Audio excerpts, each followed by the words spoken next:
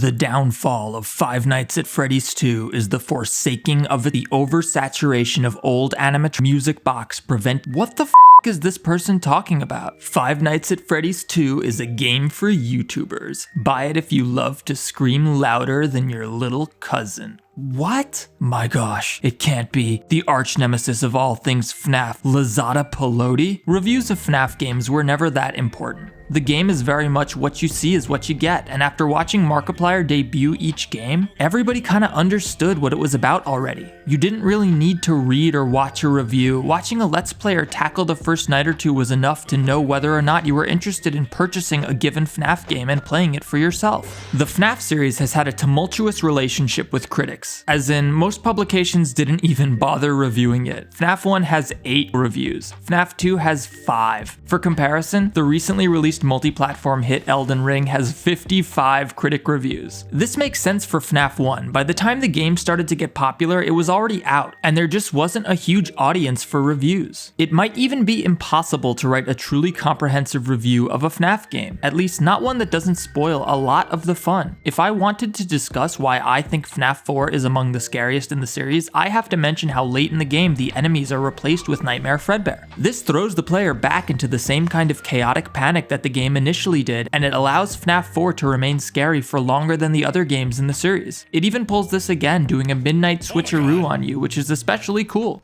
They did! Oh, they did! Oh, they did! I called it! There's just no way to address that point without spoiling it for the reader, and this makes it really hard to write a good review of a Five Nights at Freddy's game. Despite receiving only 8 reviews, the first game was actually pretty well received, with an aggregate score of 78 on Metacritic. Reviewers praised the way the first game managed to evoke such a tense atmosphere without relying on gore or played-out slasher movie tropes. So absolutely no pressure whatsoever, but there is a man standing behind me with a pistol to my head, and he says that if you don't hit the red subscribe button right now, he's going to subscribe or I blow his brains out. However, as the series wore on, game critics became less and less enthusiastic, until eventually most stopped reviewing FNAF games entirely. In hindsight, trying to write a professional style "should you buy this" type of review for a FNAF game is often an exercise in futility. For one thing, FNAF is a horror series, and you can make a strong argument that the only important metric for evaluating the games is were they fun and scary. I agree with this. While most game reviews will focus on stuff like visual fidelity, replayability, performance, and more, these aren't particularly important to a game like FNAF. Value is still important, of course, but when a game is as inexpensive as the original FNAF games were, it's really hard to argue that it doesn't provide enough bang for its buck, especially when you compare it to the cost of going to the theater and seeing a 90-minute horror movie. You can even compare it to a month of Netflix, and FNAF still holds up in value. Another problem with reviewing the classic FNAF games is that the individual reviewer's experience has such a profound effect on their opinion of the game.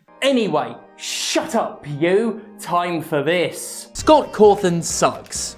Most of the time, a game critic can still evaluate and be as objective as possible about a game that they themselves didn't necessarily love. That comes with the job, and it's fine. All of us can identify games that are objectively good but just aren't our cup of tea. The issue is that if FNAF didn't scare you, it's not really possible to write a review objectively considering the possibility that it could have scared you. You either had a fun, spooky time or you didn't. Clearly, a lot of people find FNAF spooky. It wouldn't have gotten so popular otherwise. It's not like these games thrived on cutting-edge technology or really compelling gameplay or whatever. Still, not everybody does find it spooky, and a critic who wasn't particularly susceptible to FNAF's brand of horror can't possibly write a positive review of the game. You can't have a positive experience with the FNAF games if you didn't find them remotely creepy or interesting whatsoever.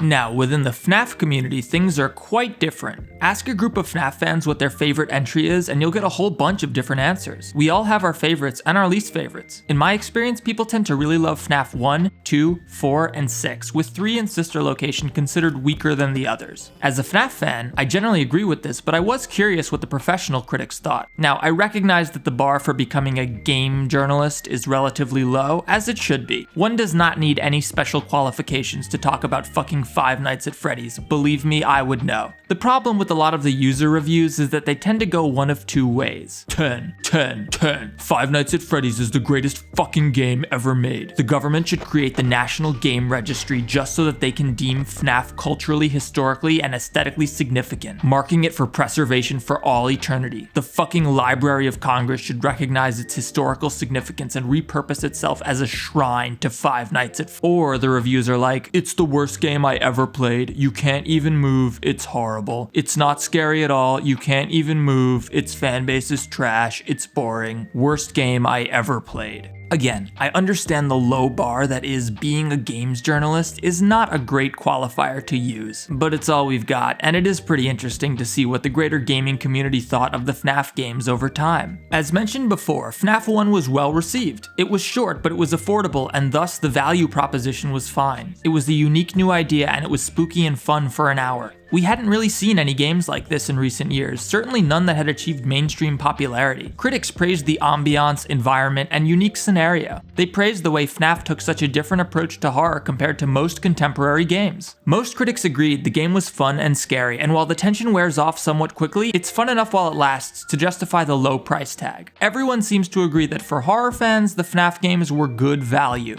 Side note, it's pretty cool that the first two FNAF games still have Anim Dude listed as the developer next to Scott Cawthon. I don't know, I just thought that was a neat piece of trivia. FNAF 2 didn't fare quite as well as the first game, scoring 62. This is a pretty substantial drop from the FNAF 1 average of 78. I think scoring video games on a 1 to 100 scale is really dumb. Even a 1 to 10 scale is really dumb. Not like me, starts this.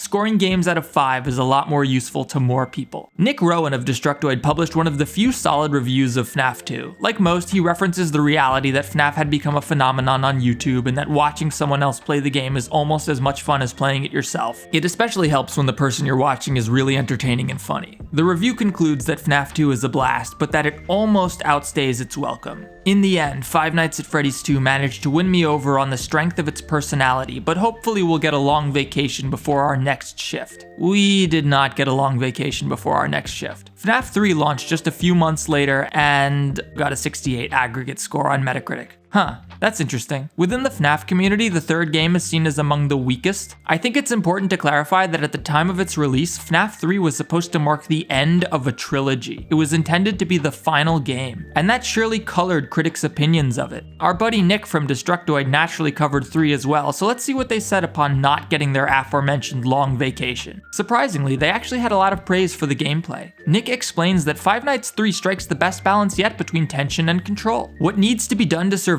is generally clear. More than any of the other games, I felt it was my own fault when I failed rather than the game deciding to screw me over. That's a really valid point, and it's true. While most of us have FNAF 3 memories that involve being jump scared to oblivion over and over, you can actually avoid all of them. Look up any deathless playthrough of FNAF 3 and you'll find they never get jump scared. Nick goes on to explain how, like many of us, they became strangely invested in the FNAF games, but that at the conclusion of FNAF 3, which again at the time we thought was the end of the series, they weren't really sure what happened. That's a fair point too, though I'd also argue the FNAF games have always been pretty mysterious, and it isn't really expected that an individual will be able to solve every mystery in the game on their own. Sure enough, the biggest criticism of FNAF 3 was that it de-emphasized the series' best asset, the original Freddy Fazbear cast. These are the characters that made the series what it was, and they're incredibly popular in the fandom. This made Scott's decision to shift the focus away from them somewhat controversial, and I suspect this is one of the main reasons FNAF 3 is seen as among one of the weaker titles in the series today. Well, it's been months. Time for another Five Nights at Freddy's game, I suppose. FNAF 4 was when the series would take a big hit in terms of the critics' reviews. With a metascore of 51, wait, only 6 reviews? Oh, this score is useless. What did Nick say? At least we have some consistency if we stick with this one Destructoid reviewer. At least they like Five Nights at Freddy's. You'd be better served experiencing Five Nights at Freddy's 4 the way it was obviously intended to be enjoyed, by going on YouTube and watching some 25-year-old dressed like a 14-year-old scream and cry his way through the game like a 7-year-old. Damn, dude, harsh. The criticism isn't unwarranted though. Some people really enjoyed firing up FNAF with a couple of friends and passing the keyboard between each other. FNAF 4's dependence on sound cues made that kind of social experience really cumbersome. A lot of people also just didn't have the proper environment to play FNAF 4. Sure, horror games are always best experienced in the dark with headphones or a really good sound system, but not everyone likes to play them like that. Not everyone can play them like that. I understand why those people might have a better experience watching someone else play FNAF 4 than playing it themselves, and I don't fault the critics at all for being disappointed with that. Sister Location had a higher metascore than FNAF 4, but at this point I think it's obvious that this 68 versus 58 versus 62 doesn't really mean anything. Effectively, I'd call them all 3-star games by these critics' standards.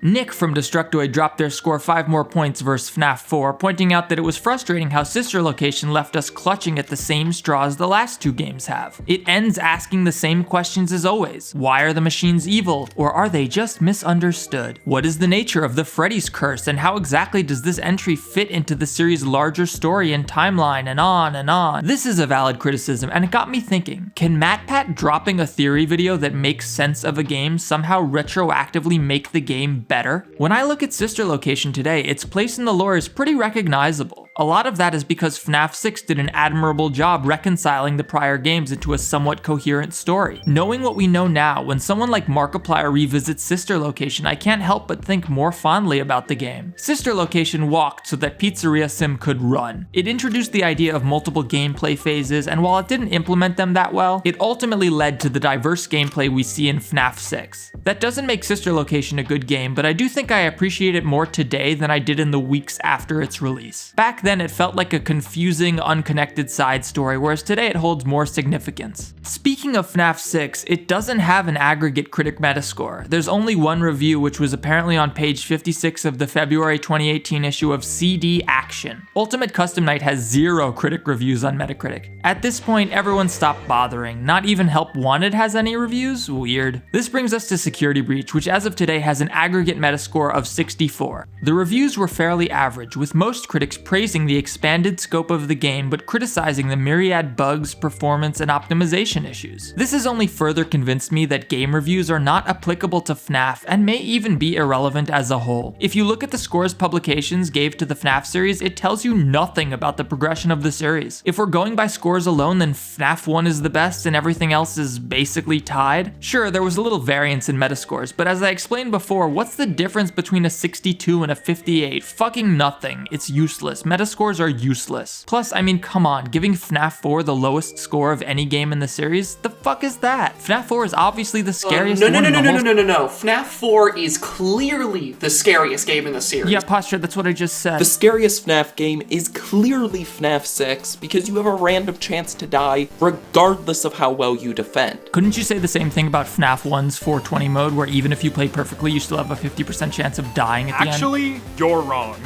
The scariest FNAF game is clearly Freddy in Space 2. Nah, you guys how got did it you guys all get in wrong. here? What? Pizzeria Simulator is definitely the scariest game in the series. I mean, come on, guys. There's no disputing it. It's FNAF I swear you're 4. all wrong. The scariest FNAF game is Thanks for watching. FNAF World is obviously the best game.